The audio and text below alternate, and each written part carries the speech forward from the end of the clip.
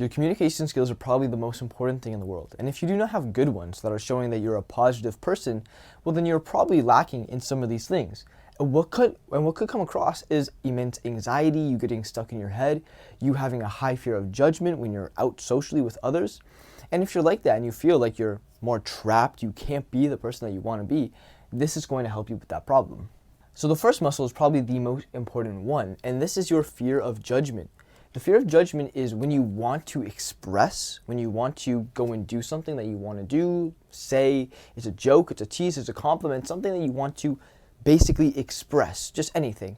The fear of judgment muscle holds you back. What are these people going to say if I do that? I'm not this type of person. It's your identity and the inability for you to actually go and do that thing because of how others will react. The next is emotional vulnerability. So you cannot be emotionally vulnerable if the judgment is high. So this could be something more personal to you. This could be explaining something that is bothering you, that is on your mind. And instead of you, coming across, oh, I would be a pussy if I did that. I would be a bitch if I did that. No, you would just be stating your feelings and being emotionally vulnerable. And if that other person doesn't reciprocate or understand the emotions, well, they're not really a type of person who maybe you want to be around, right?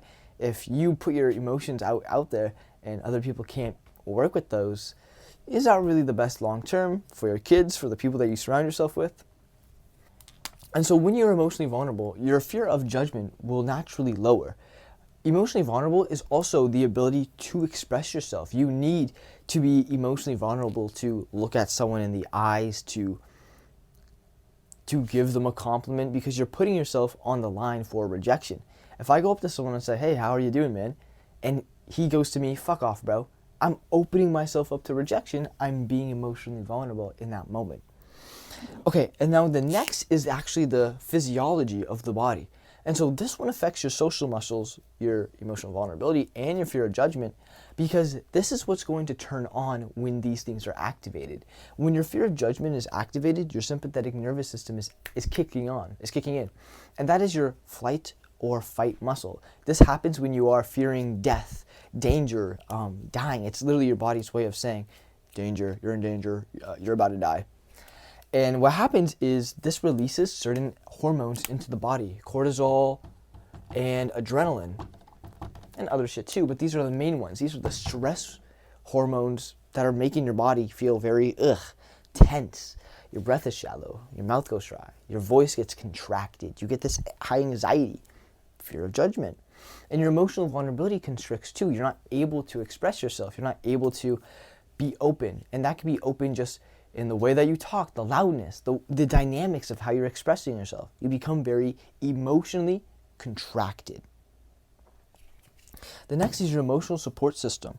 And so this is more of a long-term muscle. This is something that the people that you have around you, especially growing up, if you did not have a lot of people that you could be open with, say your family maybe went through a lot of divorces, there was not a lot of emotional kind of like, there was not a lot of safe places where you could bring your emotions. Maybe your parents were together but just did not know how to display their emotions properly. You didn't have any siblings or other people, teachers, mentors, anybody that you could express yourself to or talk about maybe your problems, some things in your life. Well, you're not going to have an understanding of what it is like to be emotionally vulnerable. And if you can't be emotionally vulnerable, well, you're not going to be having an emotional support system because you can't open up to them. And so if you have a certain degree of high fear of judgment and your emotional vulnerability is to a degree that's so low and you're always in this state of flight or fight, well, you're not going to even allow yourself to be open to build emotional support systems.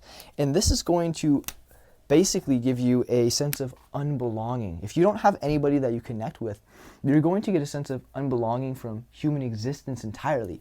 And you actually may get angry at people, triggered at people who do have people in their life that they can open up to, because you're like, what the hell? Why don't I have that?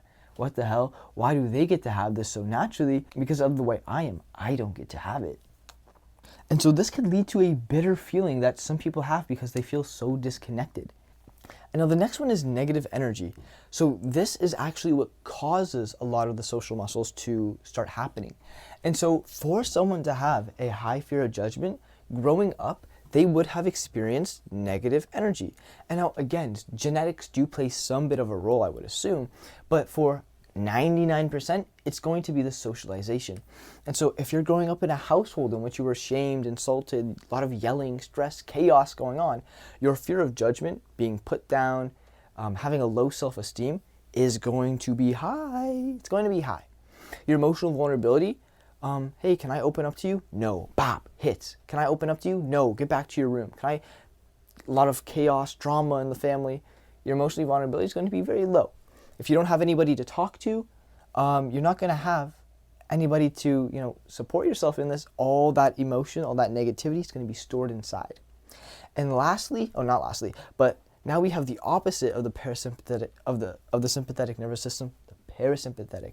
And this over here is your flight or fight. Parasympathetic is your rest and digest. So this is when you're at calm, you're at ease, and you're able just to relax. In these moments, your fear of judgment goes down, your emotional vulnerability goes up,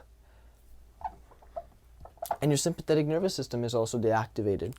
So when you're in this state of rest and digest, you're calm, you're relaxed, you're playful, you're compassionate, you're at ease, you're in a good emotional state.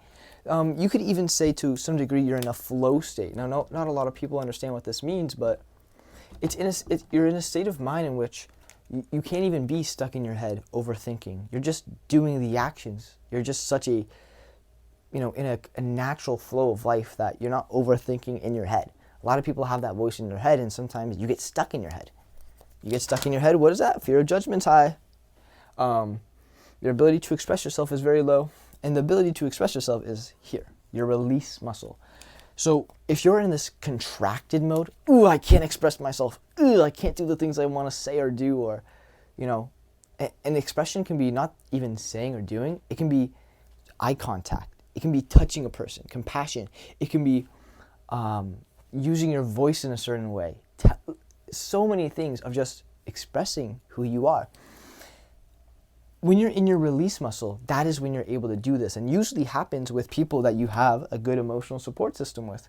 But if you didn't have this and you were never able to be able to use your release muscle, never able to be in this system because you chronically grew up around people who made you have this high fear of judgment, high sympathetic nervous system, you're not even going to know what it looks like, and you're going to be kind of even resistant to the feeling of going over to that point because you identify with this person who has a high fear of judgment.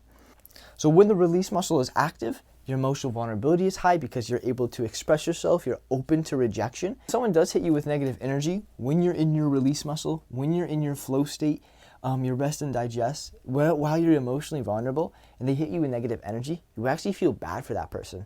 Because why would a person want to give others negative energy? We're on this world for only a certain amount of time. We're all humans, we're all related, we're all part of this growing place that we call the planet, trying to make it better, trying to put the best things we can out there. Have some gratitude. That person's missing gratitude. They're living this day, they got both limbs, they're alive, right? And so if they're spreading negative energy, that's not something that you would want to be part of, and you just kind of shut that down. Now that you're more aware about all these types of muscles, I hope that you can start identifying them when they come up in yourself.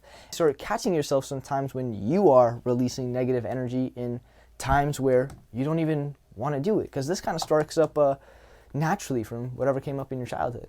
Peace out. Bye.